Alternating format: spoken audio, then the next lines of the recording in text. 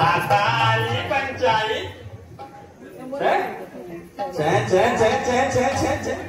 शहाण्या शास्त्री पंडिताने या ज्योतिर्विद्येच्या बंधात पडू नये असे आमचे कैलासवासी तीर्थरूप सांगायचे.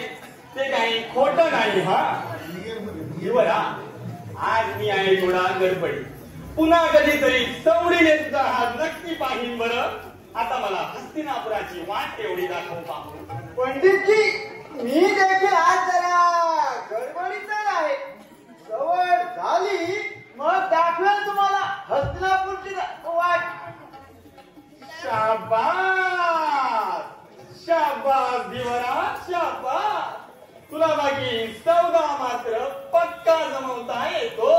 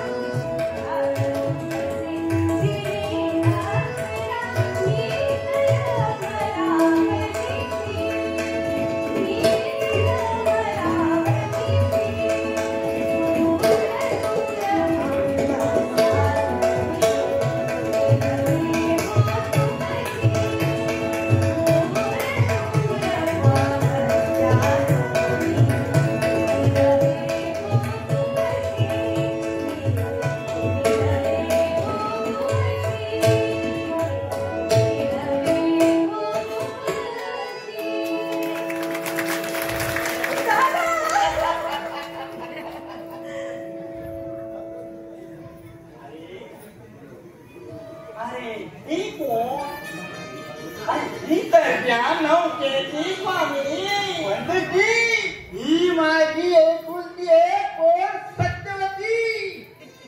पाहिली कशी गोड आहे पोरटी. बरे माझे बिडे गेले घरातून, पण तुझ्या नशिबात कोण सम्राट वाढून ठेवलाय तो बघितलाच मी. हा सत्यवती, का गर्व का दाठा बरा नव्हे कोणी. रागावले दादा रागावले. हे हो काय दादा, जरा तुमची गंमत केली तरी कौशळायला हो काय झालं. पंडितजी, या खट्या पोरीचं भविष्य बघा भाऊ. अगं बाई, हे भविष्य सांगतात. मग सांगा भाऊ काय लिहिलं. दूर हो धिवर गंगे, दूर हो. तुझ्या अंगाला येणारा तेच सुधारणा आले मग बसा एक कस्तुरी नुटणं आकाशी ठरलं. हा सत्यवती. दादा, या पंडितजींना लोकांच्या घरी कसं वागावं, कसं बोलावं, त्याची रीत भात कोणी शिकवलेलीच दिसत नाही. तुझं ते भविष्य सांगणार आहे. माझं भविष्य आहे माझ्या मुठी, आणि ते सांगायला पुन्हा पंडिताची मुळीच गरज नाही मला. हो, हे जर खरं तर मगाशी हात घेऊन पुन्हा कशाला धावली? मला काही ठाऊ, तुमचं नाव एवढं लांब आहे म्हणून. असतं काय? रागावू नकोस पोरी, पण ही बरा ही पोर राखाने आहे. पण गड्या, तुझ्या नशिबाचा असा काही योग दिसतो की तुझ्या गळाला लागलेला भला मोठा मासा तुझा गळ घेऊन पसार होतो बघ. अगदी खरं बोललात पंडित. म्हणून बजावतो, हा गळ तरी नीट सांभाळून ठेव. हा गळ नीट सांभाळा तरी त्रैलोक्याची राणी होईल, नाहीतर एखादा भला मोठा मासा तिला घेऊन पसार होईल बघ. भला मोठा मासा मला घेऊन पसार होईल. मग दादा म्हणतील बरं झालं सुटलो या मुलीच्या ओझ्यातून. नाहीतर काय, घरात तुझ्यासारखी सोन्याची लगट म्हणजे बापाच्या जीवाची जन्मभर परवड. इतकी काही माझ्या लग्नाची तुम्हाला काळजी पडायला नको. माझा नवरा मीच मिळवी. मीच मिळेल. नवरे काय माशासारखे नदीत गळायला लागतात होय? गळस कशाला हवा, या गंगा तीरावर मी देखील उमेशसारखी तपश्चर्या करेन. मग मी तुझ्यासारखा पम भोले ना. राजापेक्षा एखादा तेजस्वी ऋषीच चांगला नाही का? तो वशिष्ठ, ती अरुंधती. हो, आणि चुकून पडली एखाद्या विश्वामित्राची गाठ म्हणजे तसलं काही होणार नाही पंडितजी. पुन्हा भडंगाच्या गळ्यात अडकवण्यासाठी या जोराने खस्ता खाऊन तिला वाढवली नाही. तू होणार राजाची राणी. तथास्तु धीवरा.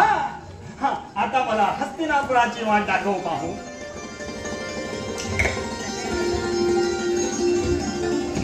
महाजन हो, क्षणभर थांबा. आपण या प्रदेशात नवखे दिसता. होय महोदय, मी पराशर. मी दक्षिणेकडून आलो आणि तपश्चर्येसाठी मानस सरोवराकडे यात्रा करावी अशी माझी मनीषा आहे. ऋषी महाराज, आपली मनीषा स्तुत्य आहे, पण हिमालयाचे दुर्गम मार्ग आमच्यासारख्या संसारी पुरुषांना कुठे ठाऊक असणार. हा, पण आपल्यालाही गंगा तरून जायची असेल तर त्याची सोपी वाट ही.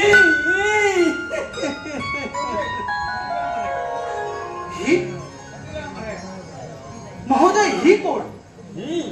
ही धीवर कन्या सत्यवती. ही गंगेच्या पात्रात धर्मार्थ नौका चालवते. महोदय, ही धीवर कन्या? ही तर नंदनवनातून गंगा तीरावर जलक्रीडा करण्यासाठी अवतरलेली कुणीतरी जलदेवता असते. ही धीवर कन्या धीवराच्या कुटीत असली रत्नमाणिके भिरकावण्या इतका ब्रह्मदेव अरसिक झाला आहे का? हिच्या लावण्याला तर राजवैभवाचाच कोंदण खुलून दिसत. छे, पण मीच चुकलो. ही लावण्यवती गंगा तीरावरच्या तपोभवनात अवतरावी यात नवल ते काय की कोणी स्वर्गस्थ देवतांनी गंगामाईची पूजा करण्यासाठी हे नीलकमल तिच्या पायी अर्पण केलं असेल. आणि असं असेल तर धीवरा, तुझ्या दारी उगवलेल्या या स्वर्ग पुष्पाची नीट काळजी घे बरं.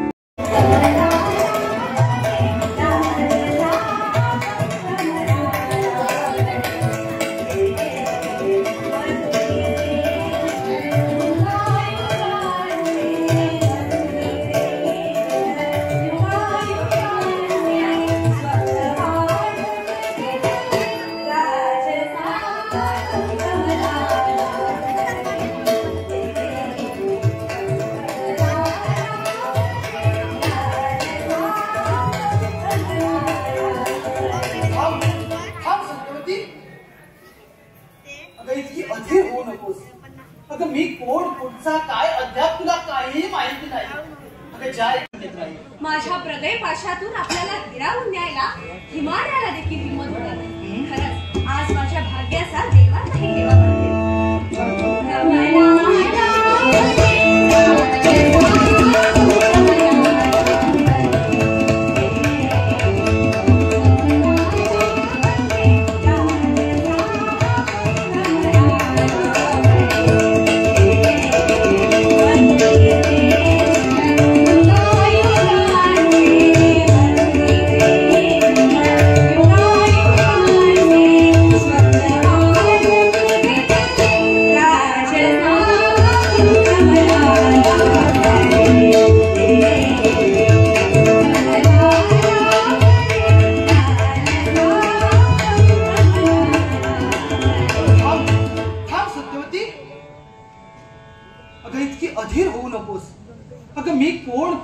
काय अद्याप तुला काहीही माहिती नाही.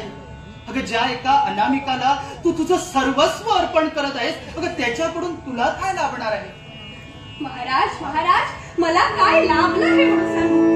मला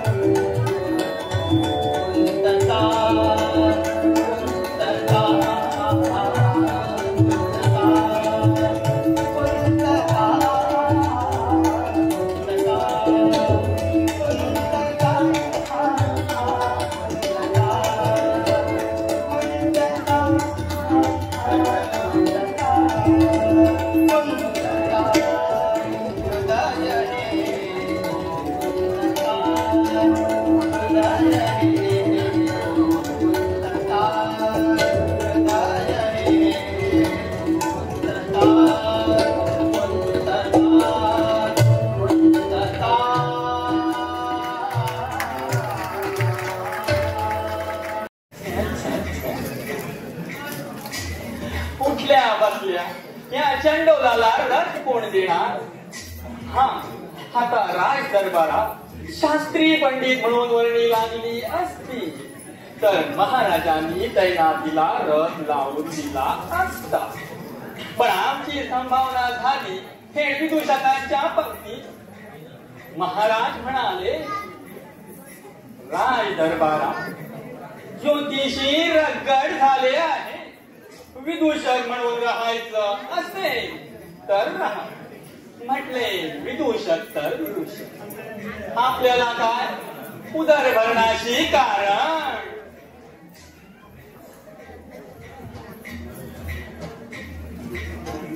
आता कैलासवासी तीर्थरूपाने शिकवलेली ज्योतिर्विद्या फुकट गेली खरी.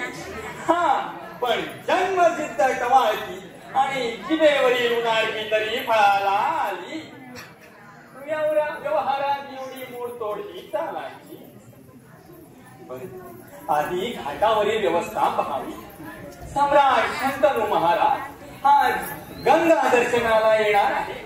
त्यांच्या सेवेत हा धीवरा. नमस्ते नमस्ते नमस्ते धीवरा. नमस्कार पंडितजी. हस्तिनापुरात मासे बरेच गावलेले दिसतात. मासे? अरे तो धंदा मी आता सोडला. राज दरबारात उच्च पदावर बसता टाकून आहे. पदावर? हा. अमात्य पदावर तर नव्हे ना? शेरे महाराजांच्या प्रकृतीला आराम देण्याच्या जबाबदारीवर आमची नेमणूक झाली. असं म्हणजे राजवैद्य म्हणून? नाही रे बुवा. आता तुझ्यासारख्या प्राकृत माणसाला हे कसे सांगावे? जाऊ दे रे. पण विदूषक म्हणून तरी आपलं राज दरबारात व्यवस्थित बसतान बसलं आहे ना? विदूषक? विदूषक? अरे विदूषक म्हणजेच काय? अगदीच असा तसा कोणी समजू नकोस. मी काही समजत नाही. पण पंडितजी आज पहाटे इकडे कुठे झुकला? काय सांगणार बुवा. सम्राट शंतनू महाराजांना आली गंगा दर्शनाची लहर आणि त्यांची सगळी व्यवस्था ही आमच्या टाळक्यावर. साहजिकच आहे. गंगामाई म्हणजे आमची राणी. महाराजांना गंगामाईच्या दर्शनाला यावंसं वाटणारच. महाराजांचा गंगामाईवर फार फार जीव होता. हेच चुकते नाही. माणसाने जीव ठेवावा पण बेताबेताने ठेवावा. हातचे राखून ठेवावा. पण हे काय? मारे 18 वर्षे कडकडीत वसस्त राहून घालवली. पण मी म्हणतो उपयोग का? त्याने गेलेली गंगा पुन्हा दारी अवतरणार आहे थोडी. आता बसले आहेत कष्टाचे भारे उचली. अहो रात्र कष्ट कष्ट आणि कष्ट. स्वतःलाही कष्ट आणि आम्हा सेवकांनाही कष्ट. असं म्हणजे आपल्याला कष्ट पडतात म्हणून ही तक्रार चालली वाटत. नाही रे.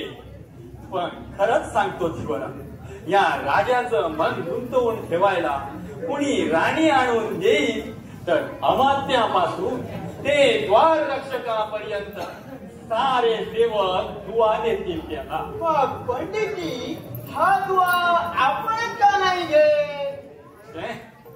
पण अशी लावण्य लतिका मिळाली तर ना.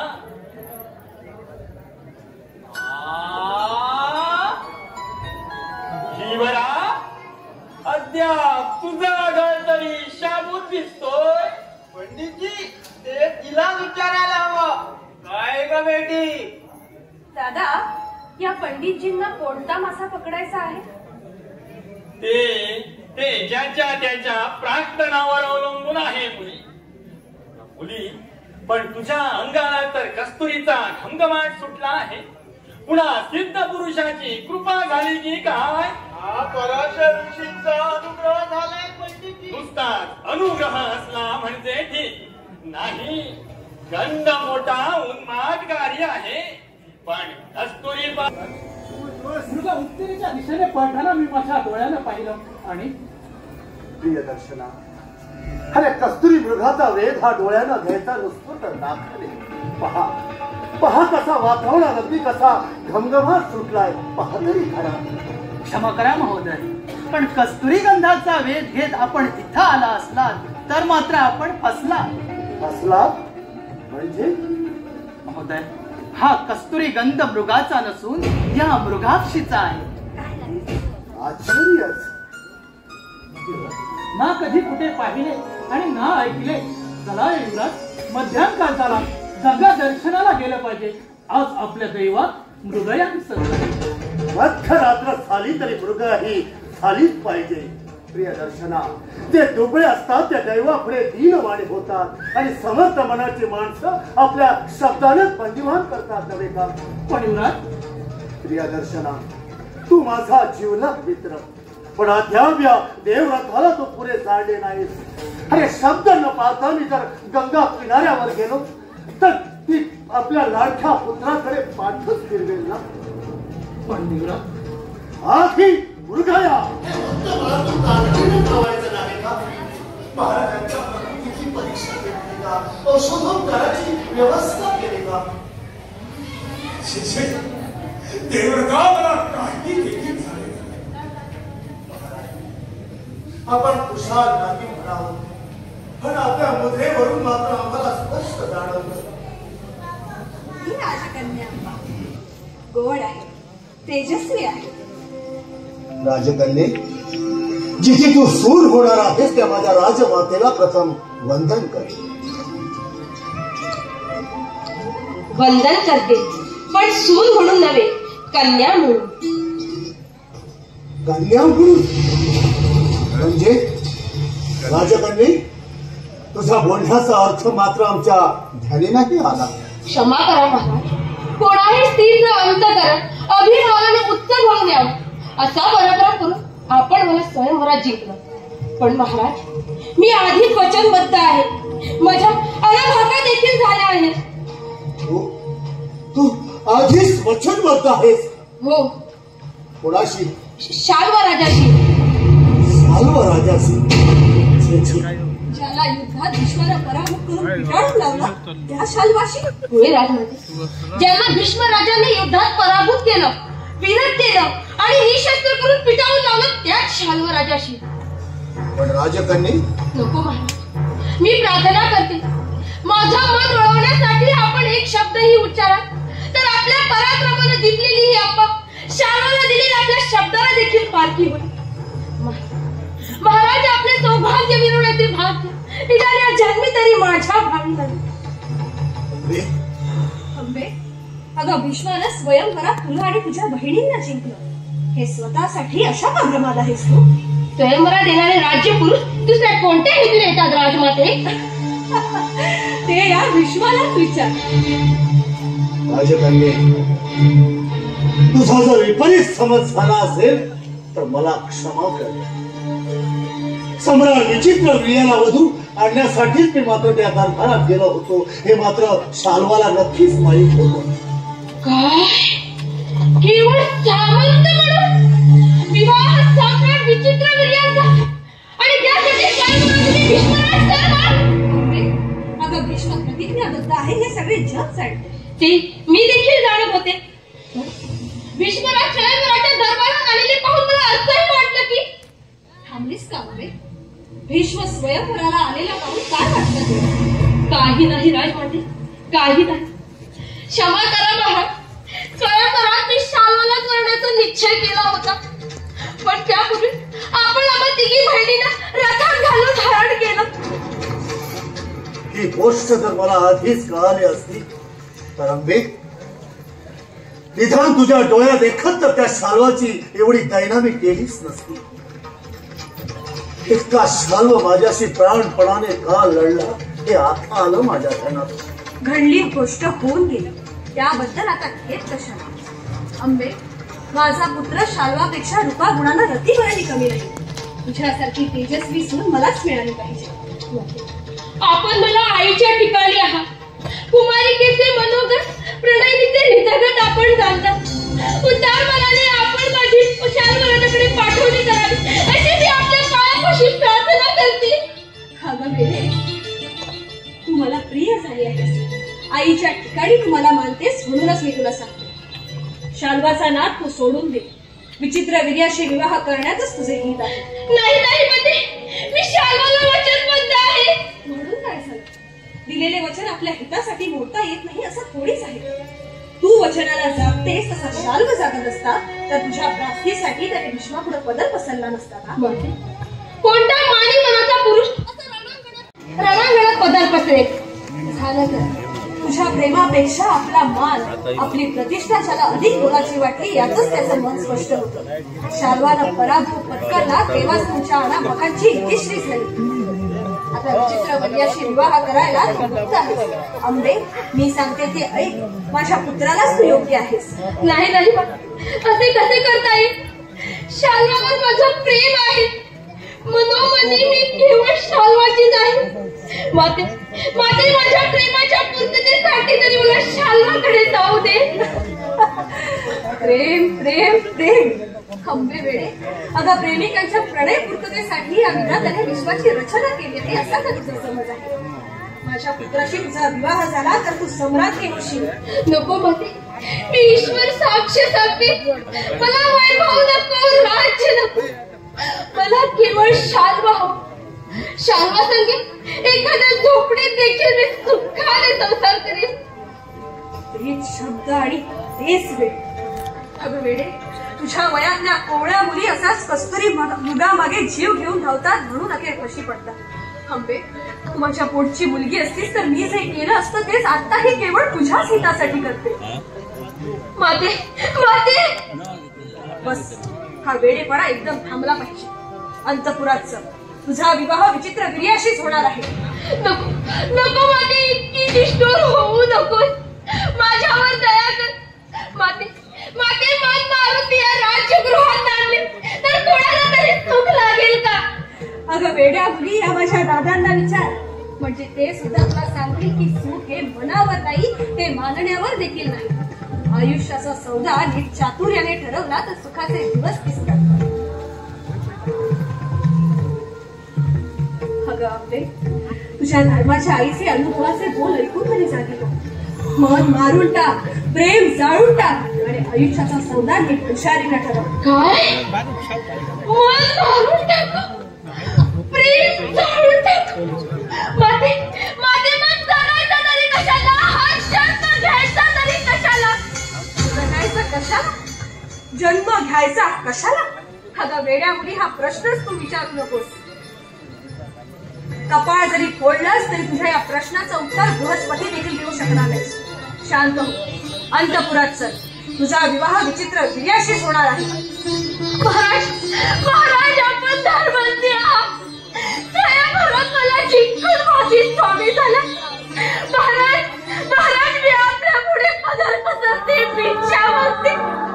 मला एवढी भीक आली. मला शाल्वाकडे जाऊ दे. अंबे, जे तुझ्या हक्काचं आहे त्यासाठी तुला या भीष्मापुढे पदर पसरवण्याची किंवा भीक मागण्याची काहीच गरज नाही. या वताचा भीष्माला प्रीतीची भावना जरी वज्र असली तर स्त्री हृदयात मात्र त्याला प्रीतीची भावना मात्र नक्कीच आहे. प्रियदर्शना, प्रसिद्ध कर आणि तो जातीला आंबेला घेऊन शाल्वाकडे जा. भीष्मा, अरे हा उघड वेडेपणा आहे. वेडेपणा असला तरी त्यात न्याय आहे, नीती आहे आणि धर्म आहे. अरे पण स्वयंवरात हरण केलेल्या कन्येचा शाल्व तरी पुन्हा स्वीकार करील असं का तुला वाटतं? मी शाल्वाच्या जागी असतो तर केला असतो. मी सांगते, शाल्व माझा खात्रीने स्वीकार करेल. तर मग या कोवळ्या राजकन्येला पुरुष नामक प्राण्याची असं पुरती ओळख पटलेली नाही. आणि भीष्मा, तुझ्यासारख्या राजर्षीला आपण काय करतो आहोत याचा पुरता समज पडलेला नाही. या भाबड्या मुलीला तुला शाल्वाकडे पाठवायचंच असेल तर हुशार पाठव. पण यापुढे जे घडेल त्या सर्व परिणामांचा तू घरी असशील हे देखील विसरू नकोस. दादा, अंतपुरात चला. अंबिका आणि अंबालिका यांना पंख फुटायच्या हा विवाह विधी उरकून घेतलाच पाहिजे. चला. महाराज, मी आपले उपकार जन्मोजन्मी विसरणार नाही. शाल्वाला प्रसन्न कर, त्याचं मन वळव आणि आनंदाने संसारी हो. तुझ्यासाठी या भीष्मानं मात्र आज सर्वस्व पणाला लावलेला आहे. प्रियदर्शना, खरंच सिद्ध आहे. चला राजकन्या.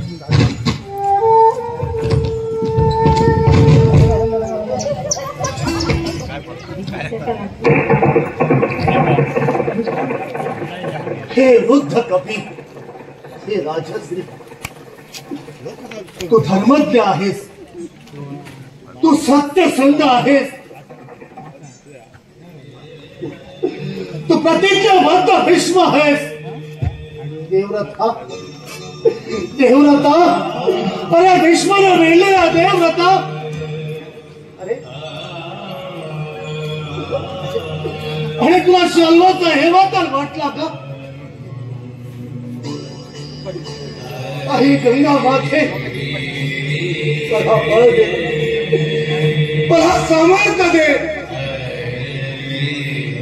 मला माझे जसे केस पिकले तसं माझं मनही पिकले.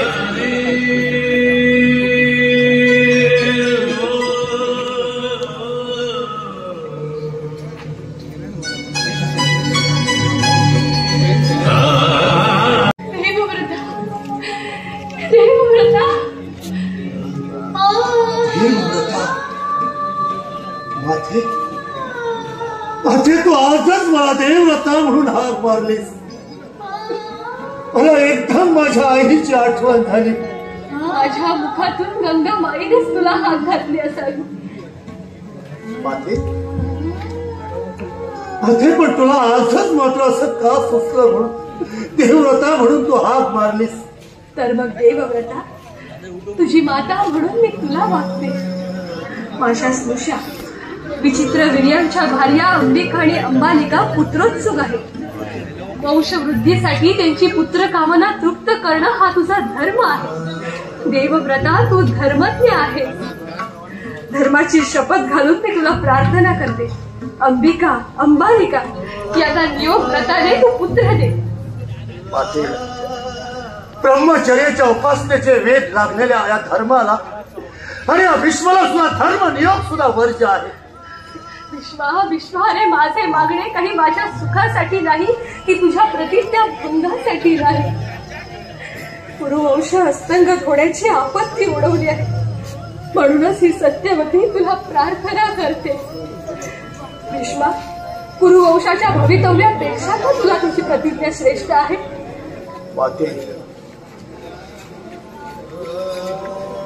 माझ्या मनात याबद्दल ते मात्रही संदेह नाही. संदेह नाही देवव्रता. माते, हे का भीष्माने नकार दिला म्हणून कुरुवंशातील भवितव्य काही धोका देणार नाही. पण भीष्माच्या पतनाला मात्र माणसाचं सत्व मात्र खचितच दळमळेल. देवव्रता, देवव्रता. माते, मला सांग, जिथे पराशर लटपटला, तिथे शंतनू सुद्धा डळमळला, आणि तर या जगात भीष्म जर डगमगला तर या जगात स्त्रीनं पुन्हा पुरुषाकडे पाहावं. पराशर देवा. आधी कुरुवंशाच्या भवितव्यापेक्षा पराशराच्या प्रणयिनीची आणि शंतनूच्या अर्धांगिनीची आणि या देवव्रताच्या माथेची श्रद्धात मात्र या भीष्माला अधिक श्रेष्ठ वाटते. भीष्माने बोलून चालून मी एक सामान्य दुर्मिळ घडोघडी बसले, पावलो पावली सुकले. पण एक प्रश्न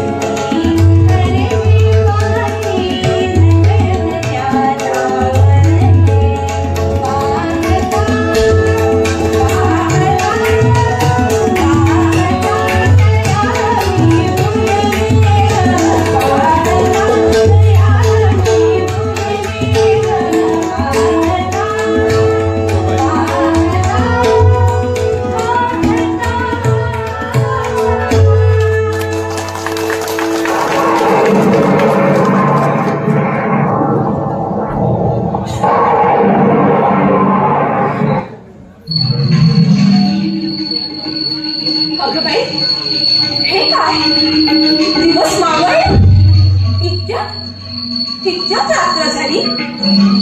खचितच ही सारी त्यांचीच करणी. महाराज या दासीच्या भेटीसाठी खरंच का आपण इतके अधीर झाला. थांब भेटणाऱ्या हृदया संकेतस्थळी पोहोचेपर्यंत तरी थांब. आता ती मंगल घटिका काही फार दूर नाही.